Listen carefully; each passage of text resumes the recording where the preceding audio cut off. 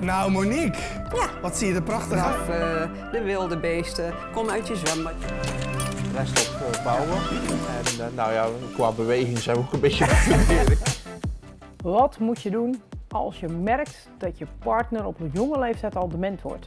Dat is een onderwerp dat steeds vaker aan bod komt en daar gaan we het zo meteen over hebben. We zitten hier namelijk aan tafel bij in de Leutfabriek in Sasvagent. Regen, welkom. Dankjewel. Ja, wie is Regen eigenlijk? Rustig aan. Rustig aan. We gaan eens beginnen met wie jij bent. Oké. Nou, ik ben Regen Roko. Ik ben creatief therapeute in de breedste zin van het woord. En ik begeleid vooral mensen met beperkingen. En dat kan zijn verstandelijke beperkingen. En ook jong dementerende is daar eigenlijk bijgekomen. Ja. Dat doe ik vanuit mijn hart en ziel, omdat ik juist vind dat deze kwetsbare groepen die aandacht, een beetje meer aandacht nodig hebben. Ja, je hebt ook een behoorlijke achtergrond in de zorg en begeleiding van ik dit heb soort mensen, hè? vele jaren in de instellingen gewerkt, in de ouderenzorg, in psychiatrie, kinderopvang, eigenlijk van alles. veelvoud dus aan dingen. Ja. Regen, jong volwassen worden, dat is niet zo heel fijn. Ik denk dat dat een understatement is. Weten wij wat voor cijfers er zijn van mensen die op jonge leeftijd de diagnose dementie krijgen? Ja, de groep die daaronder valt, jong dementie, dat zijn eigenlijk de mensen tussen de 40 en de 65 jaar. Ja. Daaronder kan het ook, maar dat zijn dan nog wel een beetje meer uitzonderingen. Ja. Maar dit is de groep die dat stempeltje heeft. In Nederland zitten we tussen de 14.000 en de 15.000 jong dementerenden. Dat lijkt op 18 miljoen mensen in Nederland natuurlijk niet heel erg veel. Nee, dat klopt. Als het de cijfers wereldwijd zeggen ze, wordt geschat op ongeveer 5% van de hele wereldbevolking. Van de hele wereldbevolking. En dat is natuurlijk, er zijn ook heel veel gevallen die natuurlijk niet gediagnosticeerd zijn, dus die zijn helemaal niet meegeteld. Dat is het dus, hè? Ja. En heel veel mensen merken het natuurlijk aan een stukje vergeetachtigheid, natuurlijk, wat natuurlijk een algemene term is. Waarvoor men denk ik niet 1, 2, 3 naar de dokter wil gaan, omdat dat hoort bij de leeftijd, zeg maar. Ik bedoel, jij en ik vergeten waarschijnlijk ook wel eens een keer een boodschap mee te brengen. Nog alles. We zitten overigens wel in de doelgroep van jong dementie. Ja. Maar weet je, het is toch wel een heel ding, denk ik. Ja. Want als iemand echt stelselmatig een hele hoop dingen vergeet, beïnvloedt dat toch je leven volgens mij. Ja. Nou ja, het beïnvloedt het leven van jezelf natuurlijk, als degene die het heeft. Maar de omgeving, die heeft er eigenlijk nog veel meer last van. Want die merken natuurlijk dingen op. Maar wat is dan inderdaad, valt het dan onder het kopje van oké, mijn hoofd zit een beetje vol, ik ben vandaag het een en het ander vergeten. Bijvoorbeeld een pan uitdoen of dat kan van alles zijn. Maar degene de partners vooral, die signaleren steeds meer. Ja. En die gaan dan denken, wat is dat nou? Want het is niet één dingetje. En voordat je natuurlijk echt gaat zeggen van jij hebt wat. Want die persoon zit in die fase natuurlijk nog van ik heb helemaal niks. Dus die gaat dat ontkennen. Dus die willen ook niet mee naar een dokter. Want hoezo, jij vergeet toch ook wat? We vergeten allemaal wel eens wat natuurlijk. Hè? Dus daar begint het gesprek dan mee. En dan komt er natuurlijk wel weerstand. Dus eer dat je natuurlijk echt wel bij een huisarts komt met van mijn partner in dit geval zal ik maar zeggen, heeft dit of deze symptomen, dan begin je pas. En dan ga je natuurlijk, en dan gaat de huisarts eerst natuurlijk wat testjes doen. Dan wordt er gezegd van oké, dan mag je naar de geriater. Als de partner dan al mee wil natuurlijk. Als die al mee wil. En dan worden daar pas echt testen verder uitgewerkt. En dan kan je de diagnose krijgen.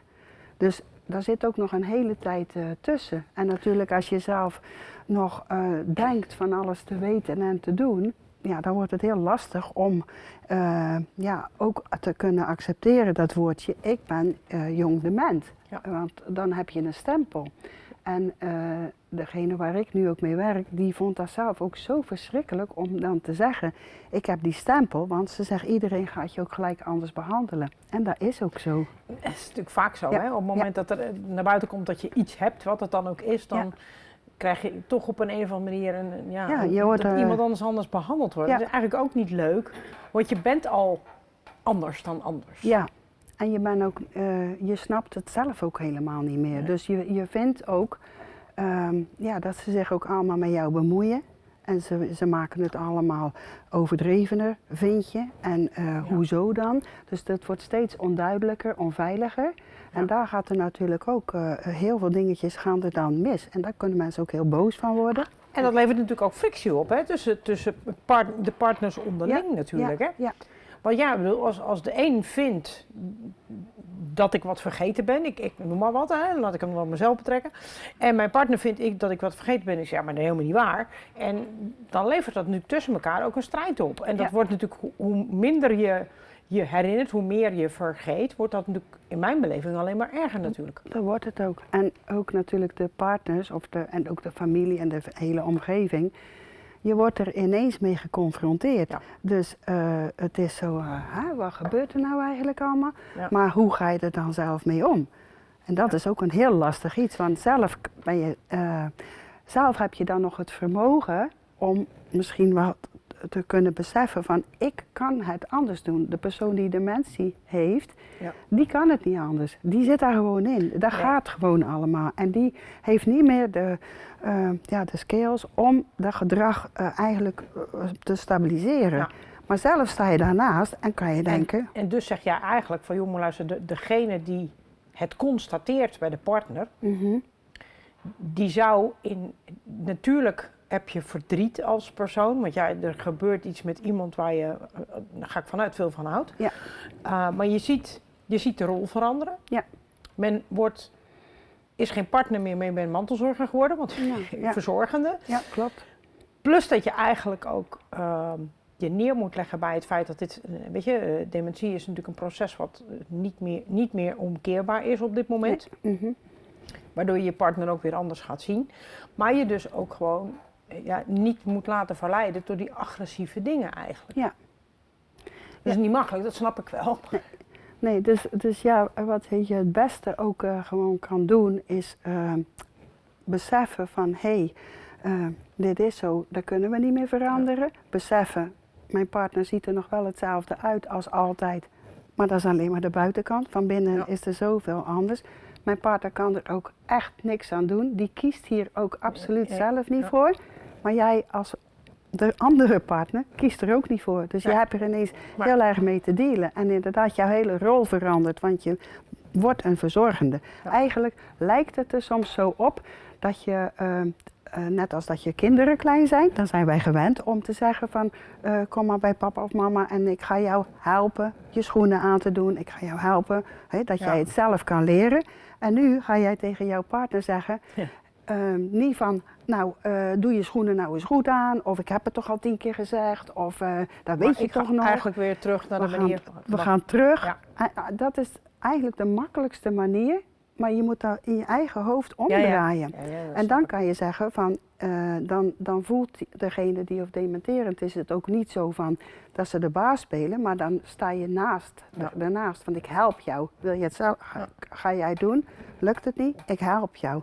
En dat is eigenlijk wat of die mensen zo nodig hebben. En niet van, weet je wel, mensen met dementie is ook heel verwarrend, want ze kunnen zo teruggaan. Je bent 60, maar ik ga nu bij mijn moeder thuis eten. Nou ja, sommige moeders zijn er al heel erg lang niet meer, maar het zit er in je hoofd. Maar jij gaat met die mensen, laat ik zo zeggen, jij helpt die mensen die dement zijn, maar daarmee help je dus eigenlijk ook gewoon de partner, want die ontlast je dan op dat moment. Ja, dat is door met de demente, dement wordende, laat ik het zo zeggen, daarmee Ja, wat ga je er eigenlijk mee doen? Ja, nou dat is best ook altijd wel een uitzoeken, want wat ga je dan met iemand doen? Dus waar ik ook altijd mee begin is natuurlijk toch ook aan de omgeving te vragen van ja, wat deed meneer of mevrouw graag? Maar ik vraag het ook gewoon aan de persoon zelf. Ja. Van wat wil jij doen? Wat vind jij fijn? En er komen allemaal verhalen en die gaan zo door het hele leven gebeuren de dingen. Ja. En die hoor je soms geen touw aan vast te knopen, maar ik luister en ik geef de woorden terug van oh bedoel je dat of is het dat? En dan gaan we heel, ik beweeg mee in hun verhaal. En dan hoor ik natuurlijk van, oh maar ik ging altijd wel ook vaak naar het strand bijvoorbeeld. En dan zeg ik van, zullen we naar het strand gaan? Nou dat is op zich al een heel iets om iemand die dan weer schoenen, jas aan. Ja. Nou, vergelijk het dan toch maar weer met die peuter die dan zo stijf gaat staan en die niet het jasje zo makkelijk aandoet. Dat is met die dementerende ook. Ja. Die armen gaan alle kanten op en er gebeurt van alles en nog wat. Nou, ik probeer er meestal een grapje van te maken en dan zeg ik, oh, ze zitten verkeerd. Dus, en het lachen, daar zet ik bewust in. Want als ze gaan lachen, dan ontspant.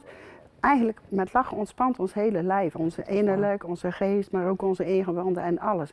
En iemand die ook aan het dementeren is, heeft heel veel spanning in zijn lijf. Want dat zie je gewoon ook heel vaak strak en zo. En daarom zoek jij dus gewoon iets op Ja, ik zoek altijd wat ze leuk vinden om te doen. Of dat nou muziek luisteren is, of een fotoboek kijken, of naar de strand gaan, of bloemen plukken. Ja, kan allemaal.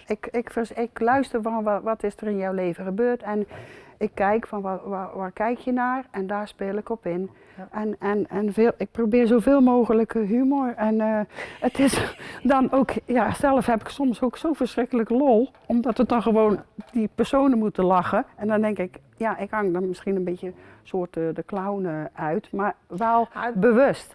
Het trekt die mensen denk ik van hun spanning af, de dingen waar ze misschien van binnen wel mee zitten, maar waarvan wij natuurlijk niet bewust zijn dat ze daarmee bezig zijn.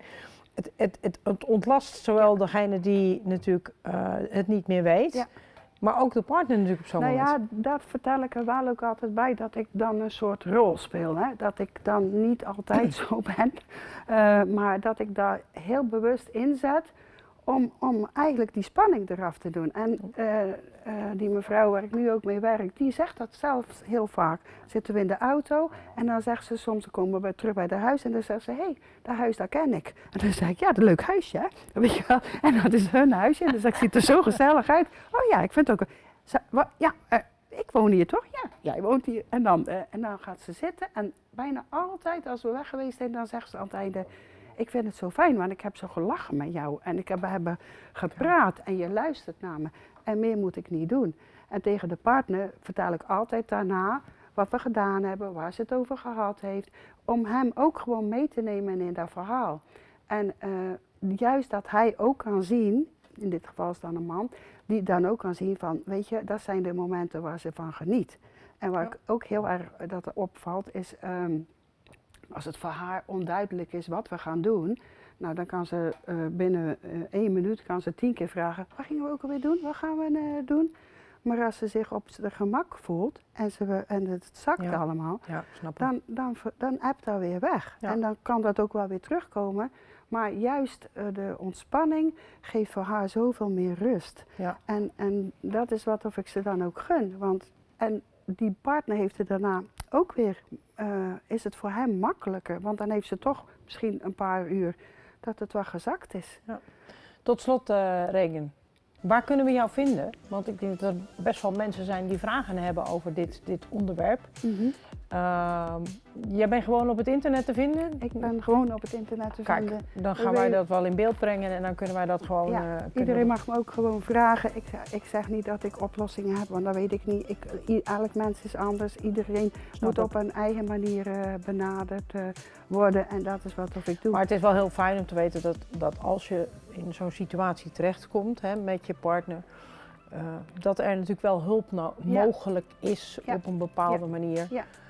ook om jezelf te ontlasten. Ja. Dus weet je, dat vind ik wel een heel mooie gedachte, dat we dat daarmee wel kunnen afsluiten. Mag ik nog één dingetje zeggen? Jij mag nog Die- één ding zeggen, ja, hoor. dat vond ik zo'n mooie zin, deze mevrouw. En die zei van, ik ben dan wel dement. En zij heeft kinderen en ze was altijd haar rol.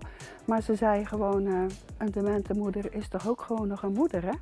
En dat vond ik eigenlijk zo mooi, dat ze die dingen toch bij elkaar, want ze zegt, dan ben ik er gewoon nog, ook al ben ik niet meer mezelf. En dat betekent toch heel wat, hè, als je zo kan. Ik mag dan de mens zijn, maar ik ben ook gewoon nog een moeder. Ja. Ik denk dat we hem daarmee af gaan sluiten. Dankjewel voor deze wijsheden. Ik bedank de kijkers thuis voor het kijken en graag tot een andere keer.